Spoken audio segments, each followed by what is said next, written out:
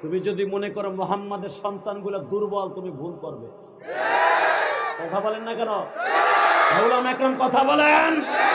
তুমি যদি মনে করো বাংলার মুসলমান দুর্বল, যে কোনো মুহূর্তে আক্রমণ করবা, বাংলাদেশের সেনাবাহিনী, বাংলাদেশের পুস্কার, বাংলাদেশের বিজেপি, বাংলাদেশের যত মুসলমান আছে তার ইজ্জতকে রক্ষা করার জন্য 24 ঘন্টা প্রস্তুত।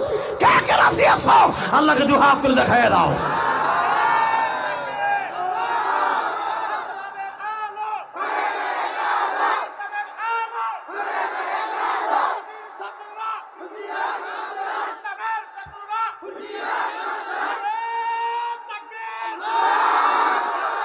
আল্লাহ হাতগুলা কবুল করো, আল্লাহ কলিজাগুলাকে মাফ করো, এদের সন্তানগুলাকে আলেম বানাও, আল্লাহ এদের চোখের বাণীগুলো কবুল করো।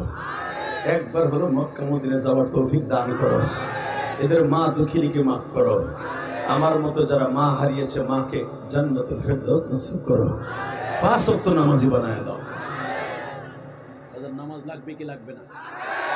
লাগবে। কত কষ্টের নামাজ দেখো। রোকানাকে বললেন, হে রোকানা, তাল হে না।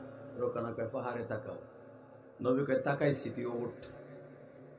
আবু জেহেল রোকানাকে বলতেছে, রোকানা তোর পিছনে আমরা আছি, রেডি হ। রোকানা বলে, তুই আয়, তুই আয় বদমাইশ, তুই আয়। তুই আমার জীবন শেষ করার লাগে তুই মাঠে আনছর মোহাম্মদের বিরুদ্ধে, তুই আয়। দেখ তোর পিছনের রাস্তা দিয়ে নারী বইবার গেলাম, তুই আয়। আবু জেহেল কয়, কি মরে দিয়ে গেল? আমি বলি নাই, হাদিসে কি বলে শোনো। হ্যাঁ, আমার নবীর পক্ষে আছে কে? বেঈমান আবু জেহেল বলতেছে, রোকানা ধর। রোকানা বলে, না ধর না। আমার নবীকে রোকানা খারা। বাজান দিবার একটা আওয়াজ দিও। আমার নবী বাম হাতটা দিয়া রোকানার বুকের উপরে এমন জোরে পাজরের উপর একটা থাবা মারছে বাবা। বেঈমানকে এইভাবে উঠাইয়া হাতের উপরে লইয়া মাথার উপর উঁচা করে বেঈমানকে সরকির মতো ঘুরাইতেছে বাবা। বেঈমানকে সরকির মতো ঘুরাইতেছে।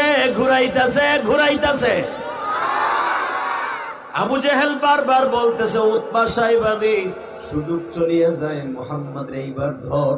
যখন বলছে ধর, এবার একটা আওয়াজ দৃষ্টি কলিজা। বেঈমান কিন্তু ছিল আবু তালেব।